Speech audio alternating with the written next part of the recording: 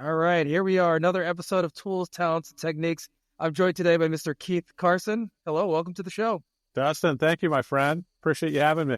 This is going to be a fun one because at our previous conversation and the things that we've talked about before, I really like the way that you do business and the way you see sales and training. So, without any further ado, could you just briefly introduce yourself and a little bit more about what you do? Yeah, totally. So my name is Keith Carson. I've been in business development for really over 20 years, held a variety of different roles from carrying a medical device bag in the field, calling on surgeons and hospitals to being the VP of sales of a startup organization, and worked with multi-million dollar organizations and then organizations that were starting up and just trying to get their footing. Have got a lot of dents in my helmet over the years. I've learned how not to do it, and just continuing to learn about ways in which I can better connect and serve my prospects. So live in San Diego, family of four, got four boys, 17 all the way down to 4 years old. My wife is the most talented one in the family. She's a professional counselor, and we've called San Diego home for the last 11 years. So. Well, I'm sure her being a professional counselor would come in handy with all those boys running around. Yes, no doubt. Comes in handy for me, bro. So I'm really excited later on in the conversation. We'll talk about, your sales career. But before we get to that, let's talk about the Keith Carson origin story. Where'd you grow up? Like, what were you excited about as a youth, and where'd you fall in line with everything?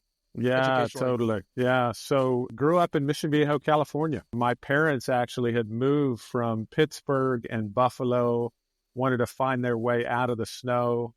And they had made their way to Southern California and have lived there ever since. I was born there and spent 18 years of my life in South Orange County, and then had the opportunity to go to school back east. And I went to school at Furman University in Greenville, South Carolina. So here was this Cali kid that freshman year was developing this Southern accent. I was just a total mess, but absolutely loved my time in South Carolina, the opportunity to get exposed to different culture, different people, different food, a different part of the country, and ended up staying there for about 4 years and then 5 years professionally speaking. Okay, and so what was your major in college? Like, what were your career ideas when you were coming up? Yeah, started in business. My pops was in business, so I just thought, that's a natural fit. And I was interested in both his business and kind of business concepts and ideas. So what was his business? His business is a printing company. Okay. Yeah, so printing and distribution. And he's been doing that as long as I've been alive. And so when I got to school, I can remember, so sophomore year, got into an accounting class, and I'm like, I hate this.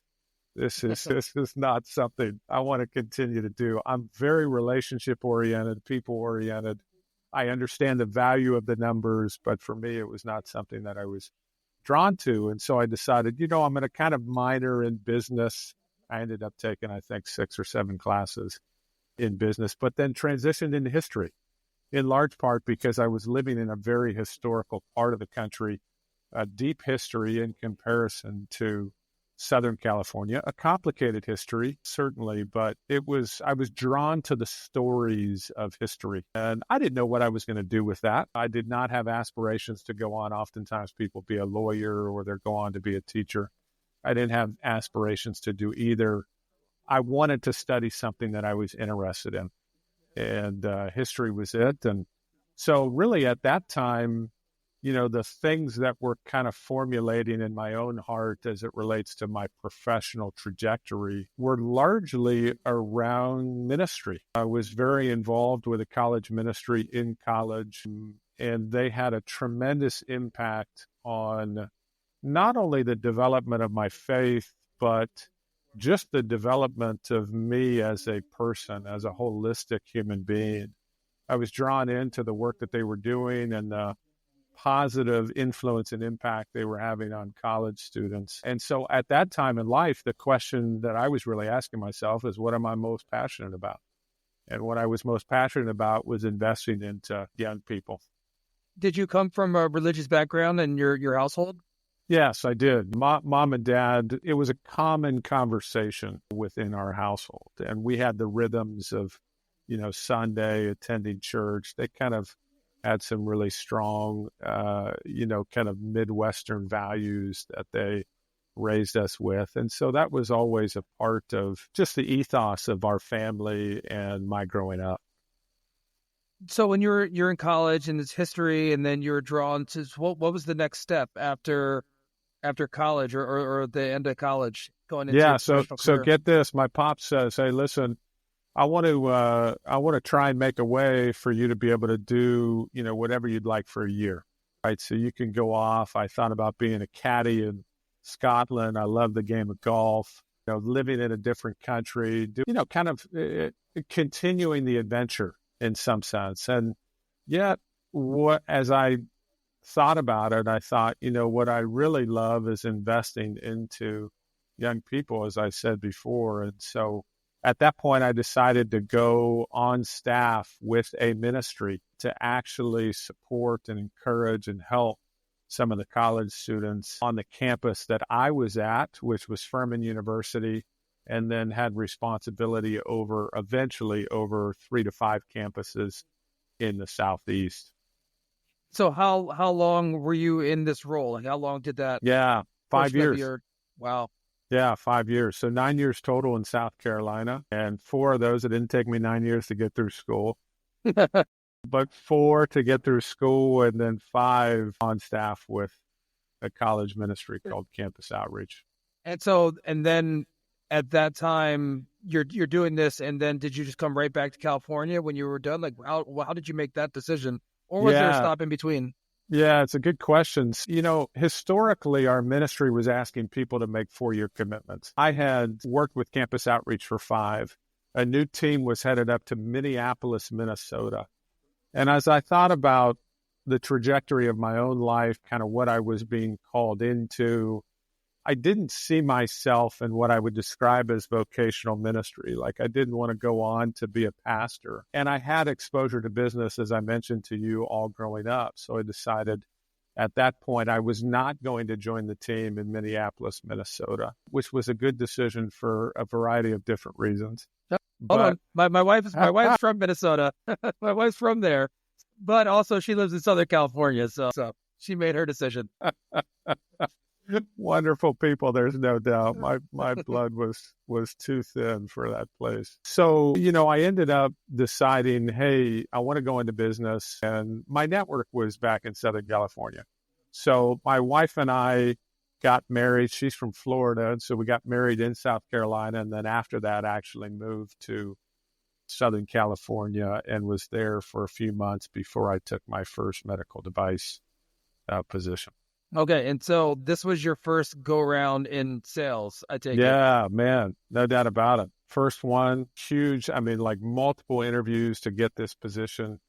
It was a field sales role. It was actually located in Phoenix, so we were living in Southern California at the time.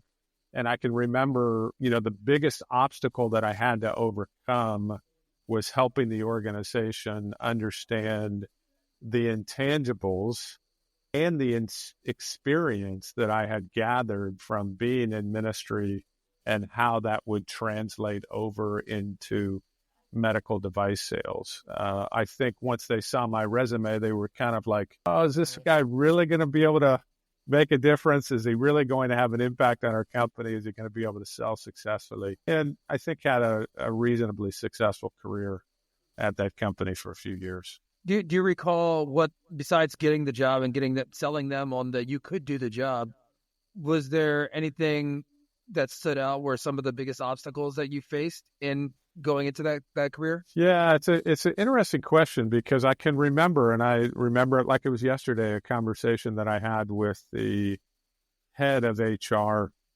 at the time, and he was very thoughtful and asked some astute questions. But one of the questions that he asked me is, he said, is there anything you're afraid of in this position? And in an interview, it's difficult to be vulnerable, right? To kind of admit and be transparent about your weaknesses. But I remember saying, one of the things that I'm concerned about in this position is rejection, because everybody that I know in sales understands that, you have to get 9 no's before you get, or 10 no's before you get 1 yes. And that was a real concern to me. And I think it was a good opportunity for me to acknowledge and be transparent about my weaknesses, but at the same time, think about ways in which I could overcome those obstacles. So that was a really significant conversation in helping me think through even a tool that I would need in sales is that how do I position my product or service when there is resistance to it? When this company that you worked for, what was the sales training like? Was it pretty thorough, or was it like was it a larger company, smaller company? At the time, they were, I think, 30 to 35 million. We had a team of, let's say, 20 sales professionals. Okay. And I was impressed with the training at the time. They did the vast majority of it internally.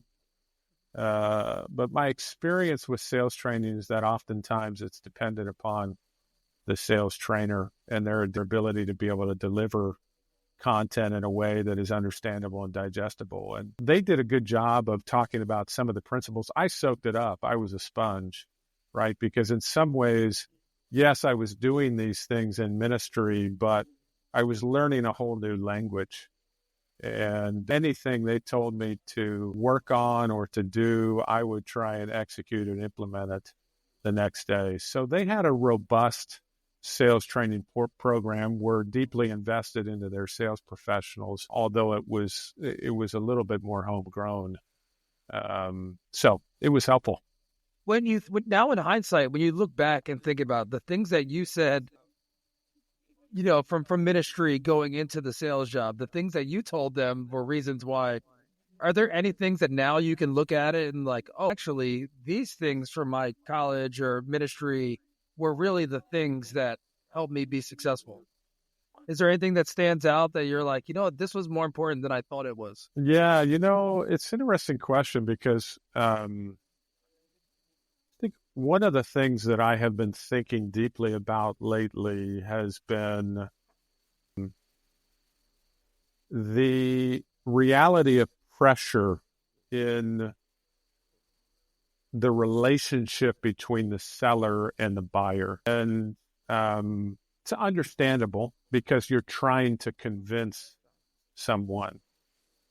And when I reflect back on my experience in ministry, although there was an element of that you were trying to, just like you might a child, right, persuade them on the way in which they should go, it was certainly not an environment where you wanted to pressure, right? You wanted to force a square peg into a round hole. You had to allow the conversation to breathe. And it's one of the things that I've been learning over the course of my 20 years in business development. When pressure is important and good and useful and helpful, and when pressure is not. And what are the ways in which you need to release that valve and release some of that pressure in the relationship between the buyer and seller? I think as I reflect more on my ministry experience, I learned some of those tools to be able to kind of connect with people in a way that made them feel good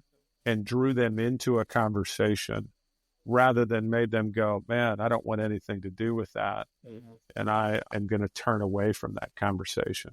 I think mastering the art of that in sales is really, really important. Yeah, and a lot of that feels like awareness. A big part of Yes. it is listening and just being aware of the audience and the situation, and just being able to develop that and develop that muscle over Agreed. time is really important. So you're you're doing the medical sales, and yes. And you're in Phoenix. What's the next step after that? Did you reach a culmination of something or another opportunity? Yeah, What happened after that? Calling on 5 to 6 different states in the Southwest, then transitioned on to an opportunity with a larger company, Don Joy Orthopedic, now DJO for a period of time. And then I've had many of their products. I've had yeah, I've torn both of my knees and my Achilles. So yeah, very very familiar. they do good work in the world. I'm sure you're thankful.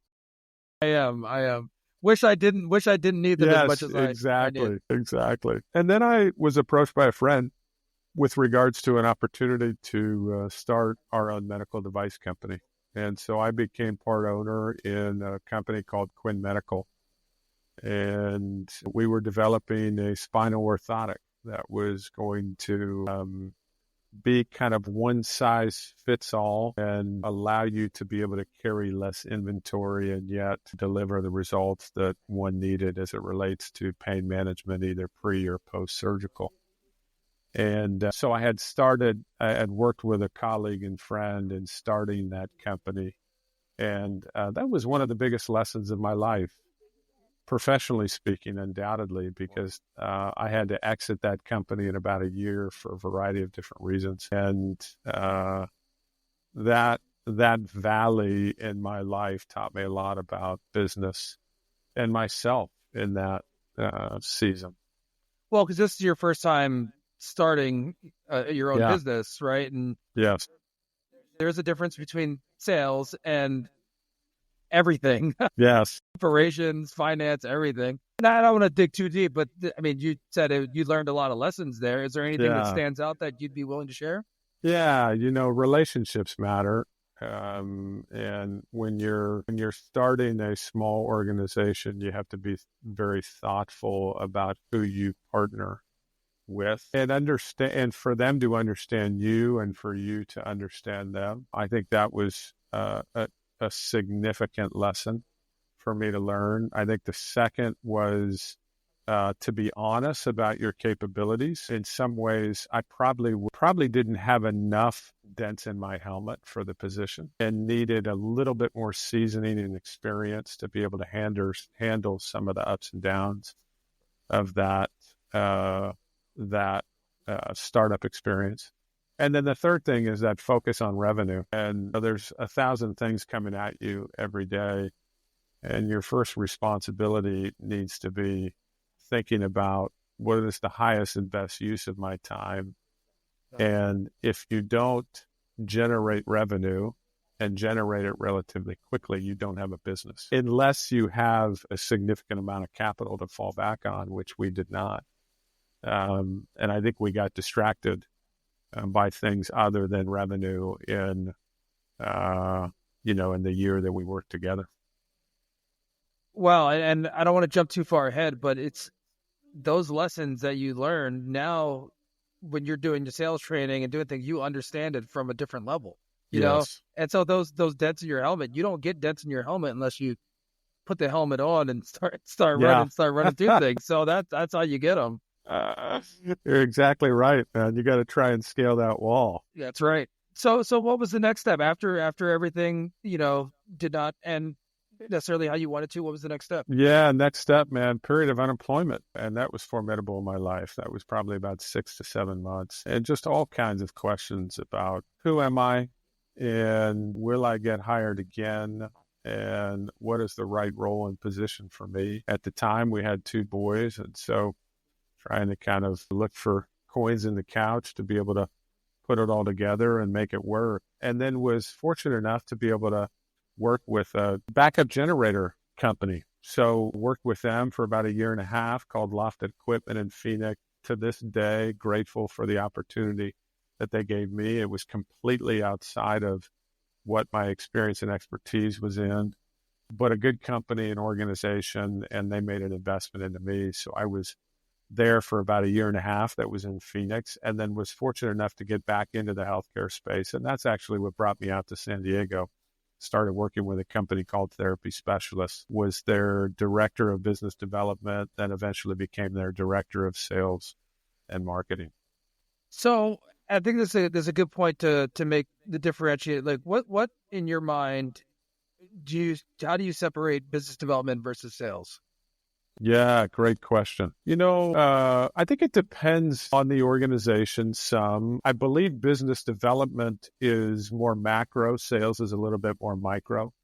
And when you think about some sales organizations and the way that they're structured, an organization says, here's your ideal client profile, here's your territory, here's your product, go sell. And a business development professional, at least in the waters that I've swam in the past, is thinking a little bit more higher level about the business. Like my responsibility was revenue. I mean, in some ways, I was kind of the chief revenue officer, right? I was thinking about how do we grow our revenue beyond just the ICP that you've told me to call on, but can we generate some other streams of revenue as well? How is marketing helping our efforts in getting integrated with sales, and then as well the customer experience once someone has bought the product or service that we provide? I think the business development is looking for other ways. We even talked about acquisitions at times. Business development is thinking about other ways to be able to grow the business other than just simply calling on prospects and closing deals. Yeah, that's a great way to distinguish the two. So okay, so now you're in this role and you're leading the sales, leading the business development. Mm-hmm. What are some of the things that you take? Because now this is one of the times that now you're leading teams, and so now you're in a leadership position. Was this one of the first times, aside from earlier on in the ministry, that you're leading large teams? Or yeah, did you do it's a good question, and I would say that the vast majority of the teams that I've led have been kind of 10 and under. Did that in ministry, did that when I had started the medical device company. We had brought on about 5 or 6 sales professionals. And then in this organization, therapy specialists, I had really just 1 or 2 people that I was managing at the time. So not very large in scope. I think some of the challenges within that organization was that you're moving from conversations that you're having kind of in the field with other sales professionals to the boardroom.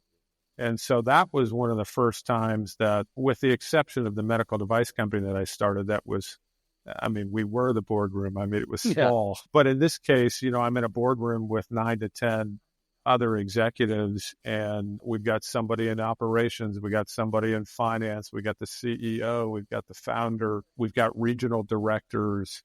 And so it was kind of navigating, how do I sell not only externally, but also internally within the organization and advocate for what I feel like is the best trajectory for us to generate revenue and grow our organization. Okay.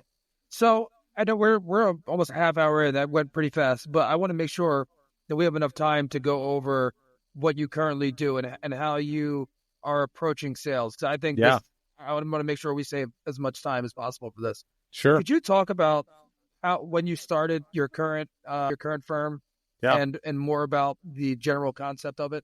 Yeah, so integrated sales solutions. And let me just say that, a few of the things that have really been impactful on my life and really the questions of my professional life, in light of my experience in ministry, I went on to then get a master's in leadership theology and society from Regent College. And the impetus for that was that I was asking these questions about how do I live out of the answers to the deepest questions of my life. And you and I both know, Dustin, as we've been in sales for some time, that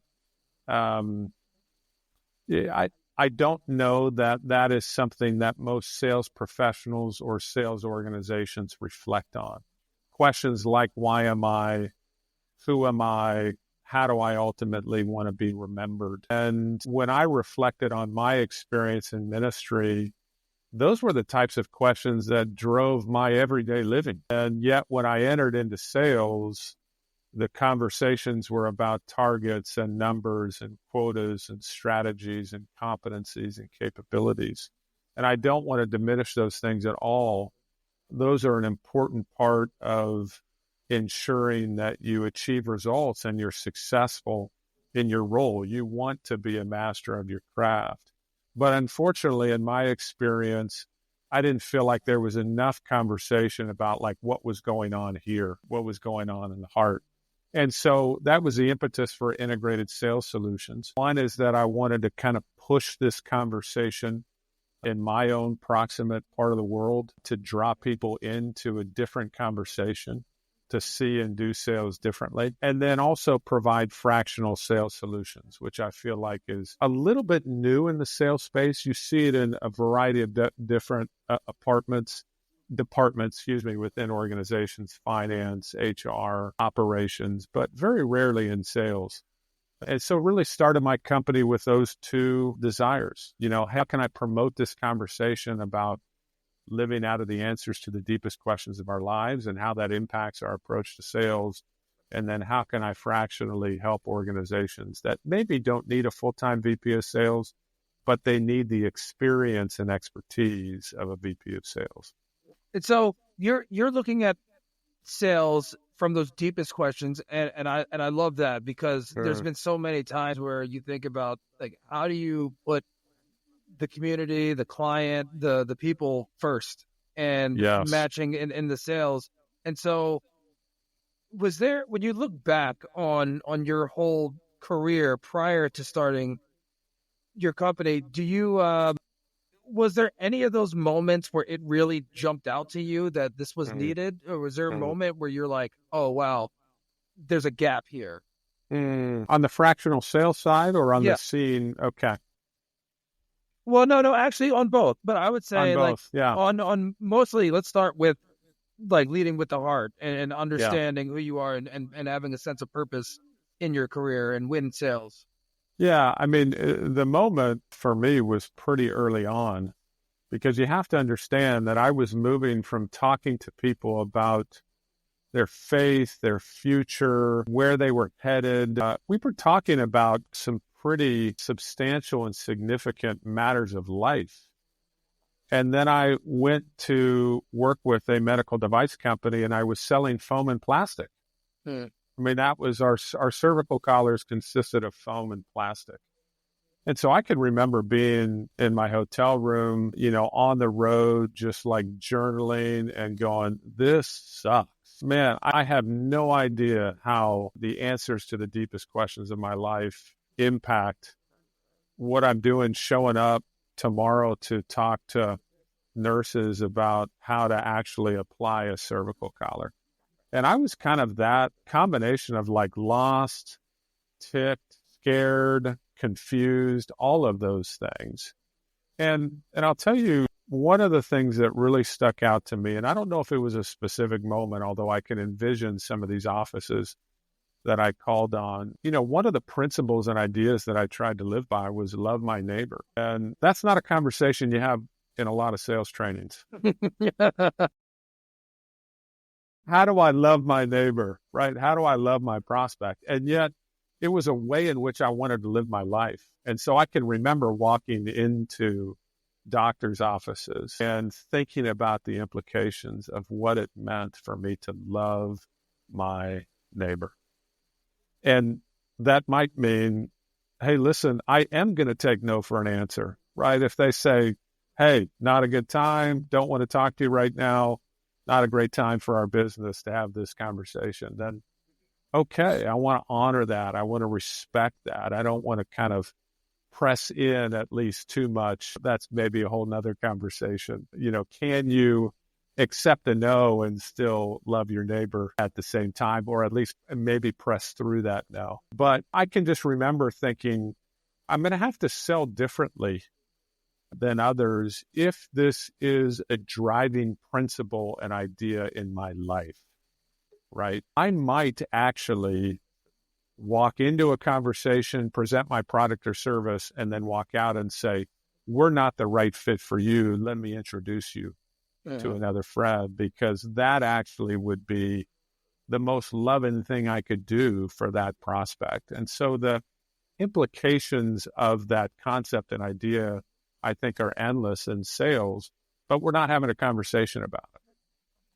And so with what you do, and especially where you come, not necessarily just the fractional sales solutions, when you are doing sales training and you're counseling other people, like where do you start the conversation? Is it really on that level of just understanding who you are as a person?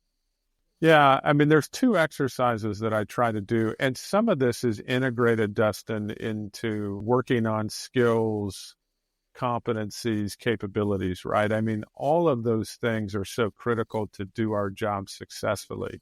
What I'm trying to do is this idea of smuggling some of these things in to your sales efforts, right? And so there are two things that I would bring up to you and might be helpful for your audience. The first is defining your why, and not just your why related to sales, but like, why does Keith Carson exist? Yeah. Why am I put on this planet? Why does Dustin Sutton exist? Why is he put on this planet? And to think deeply about that idea. You don't come up with the answer to that question in 10 seconds. You come up with the answer to that question as you reflect and think about your life, as you think about your future, right? And the other exercise that we do is we actually think about our death. In some cases, I'll have people write up a eulogy.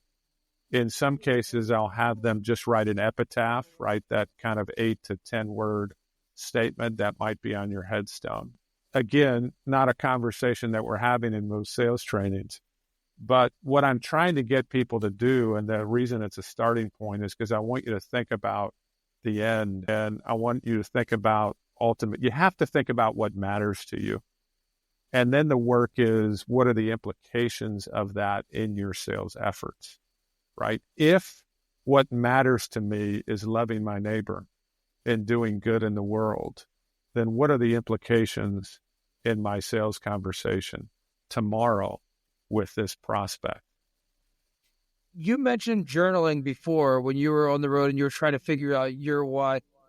Is that something that you were implementing in your personal life first before bringing it into into professional? Yeah, totally. Yeah, trying to spend really 30 minutes to an hour every day would probably not be true or right, but as many days as I can to spend that time to stop, look, listen, and receive, and think about the work that I'm doing in the world. Right now, I even have a rhythm where I try to pause in the morning, I try to pause in the afternoon, and I try to pause in the evening. And oftentimes a notebook is close, or, my Evernote on my phone is close, because I'm wanting to stop and take a breath and think about that why, think about my purpose, and whether I'm living that out in the way in which I'm selling. I feel like that's been so important for it's cathartic in a lot of ways, Yes. but also just taking that pause in itself, and then another step. And I'm not putting these things together necessarily, but even taking a pause, going for a walk, doing whatever, but then also as a separate step of writing things down and journaling and just getting it out. There's something magical about it, and birthing those things, those ideas, those feelings into the world that can be so impactful. Undoubtedly, man. It brings things up to the surface. And I think we've got to do that in order to live well, generally speaking, in our lives, but also to sell better as well. So from the sales perspective and for what you're doing and what you're focusing on, is there a specific niche or areas that you're focusing on for the fractional sales or the sales training? Like, where is your primary focus? Is it the stuff that you've done before, or do you feel like it's universal? Yeah, no, it's a good question. I would say I'm interested in having conversations with individuals and organizations that have sales problems that they're trying to solve, but also care about the way in which they sell. And so the solutions that I can offer can be fractional, right? Where they maybe need specific help on developing a pipeline, or doing better discovery meetings, or thinking through their sales strategy. I can also offer training on the sales side where I can do training for them, or I work closely with an organization called Aslan Sales Training that's trained 25% of the Fortune 100 companies right now, and they offer robust sales training for enterprise organizations. And I love their approach. It aligns closely with mine. And then sometimes I'll have engagements where I'm inviting people into what I call kind of sales counseling. I think that's a little bit from my wife's experience. It's like, yes, we're going to talk about skills, capabilities, disciplines, all the things that make you a great sales professional, but we're also going to talk about what you're afraid of, what's most challenging, what are the obstacles that you're trying to overcome, even personally, and how do you smuggle in some of these whys of your life into the work that you do. So that's also part of my work as well. As we're talking, and I'm thinking back with a little bit of PTSD from some of the dents in my helmet. Yes, we all have them. There was one of my first sales jobs was at Cintas, and the uniforms and facility services. Yep. And it was the hardest thing ever. And I remember one of the lessons I took from it, and a coworker of mine told me at the end of the day, we're sweating through our suits and hearing no all day long. Yeah. And I asked him, I was like, how do you deal with this? How do you deal with the rejection day in and day out? And he said, attitude and activity. He was like, you just got to stay positive and work hard, and everything else, you can't let anybody else's negative attitude or activity rub off on you. And I remember, I was frustrated, I was hot, and I was like, oh, that's bullshit, And then I thought about it, and I mean, it's been 20 years, and I still think about it all the time. Like, he was right. Now, yeah, there are, talk about control the controllables, but really the only things that you have control over are your attitude and activity. Sometimes, like, when it comes to sales training, it's some of those like life lessons that you learn through it that are the ones that hit you to the core. Completely agree. And I would also add to that, Dustin, we can't do that alone. That's been my experience, is that oftentimes my attitude sucks. And I really need somebody to come in and say, hey, Keith, pick your head up. Think about your long-range goals. Think about your why. And so that's why it's so important that we have these types of conversations, because attitude and activity, oftentimes left to ourselves, it's difficult for us to maintain the right attitude and right activity in order to be successful in our position. Yeah. So Ryan McCormick, I want to give a shout out to Ryan. He's the one that told me that, but then I found out later that he got that from our friend Adam Kimball. So shout out to those two guys for that's great, man. Passing on that wisdom. It's a good word. What are you most excited about in your what you're currently doing? Is there anything that's in front of you that you're like, this is what I love, like this is what I'm doing, and this is what I'm most looking forward to? Yeah, that's a good word, man. One of my whys, I've got a few, but one of them is really to help others. And my greatest joy in the work that I do is when I am effectively helping others not only achieve their goals, but also to sell differently. And I think what I'm excited about is that, when someone comes to me and they see a LinkedIn post or they hear my TED Talk about living out of the answers of the deepest questions of your life, and they come to me and say, man, that resonated with me. That was meaningful to me. I get it. I understand it. And I, too, have felt like a fish out of water at times in sales. And people seem to be longing for a better approach, a more human way to be able to interact with our prospects.